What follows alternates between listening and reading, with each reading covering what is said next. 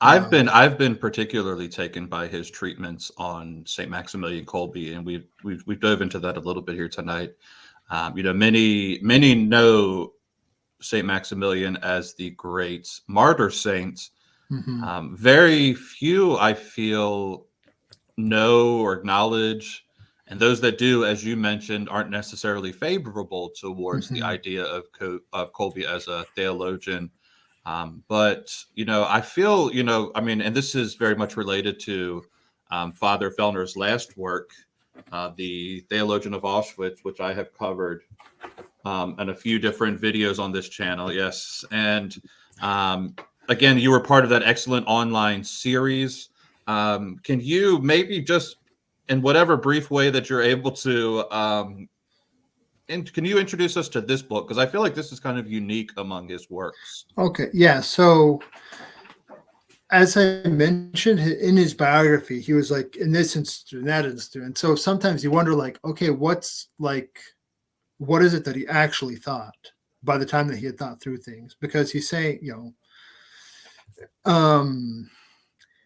whereas this book, so he started it in honor of the 100th or 90 years of the founding of the MI, which was in 1917. So he started it in 2007 and finished his part of writing it in around like 2013, but it was in fragments. And like Father Peter, the way I say it, he was a brilliant theologian. He was not so good as a scholar, with the idea that a scholar is sort of like detailed, exact footnotes. Here's where I got this idea. Here's where I got this idea. Mm-hmm. Father Peter doesn't quite play that game, since he's just digested so much, because he's an original theologian. Like he's not just saying what other people said, like he's saying something.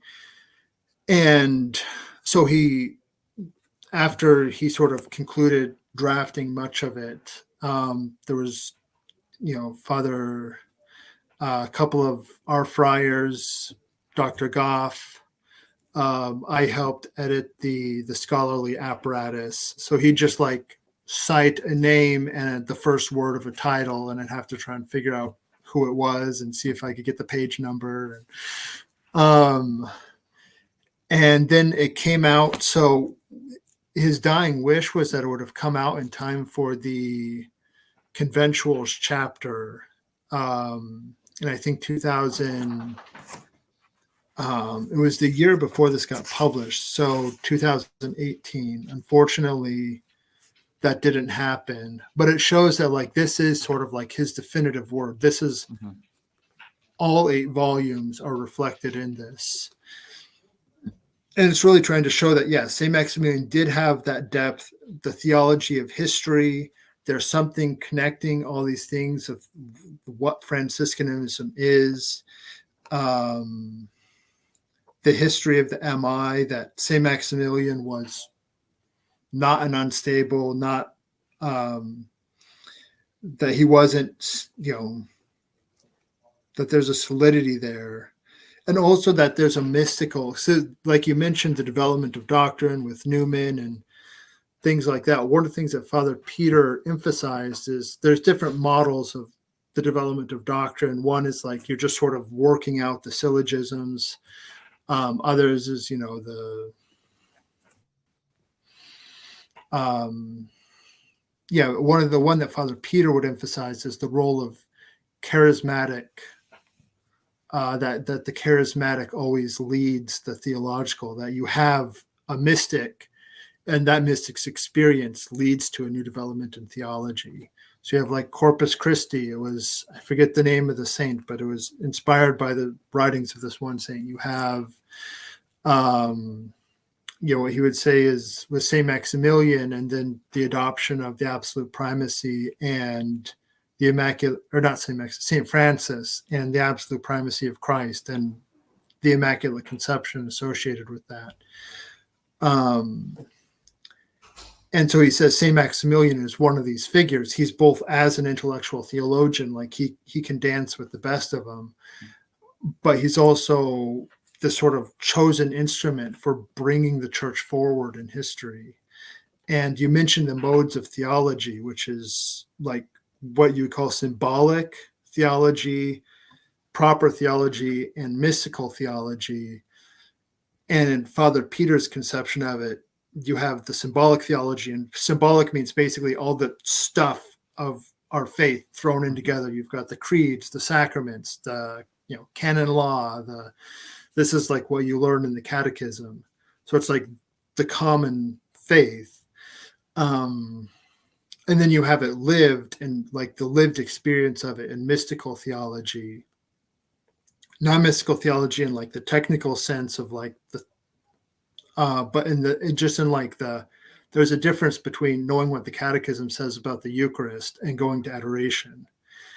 And then between the two, and he would say suspended from the two, you have academic theology, which is because you're not dealing either directly with the living of the faith or the core of the faith. There is a certain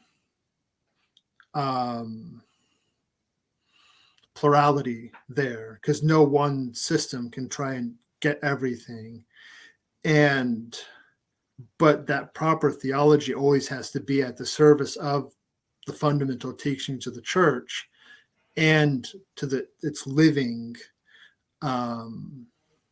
in like what Bonaventure could call maybe the book of life. Mm-hmm.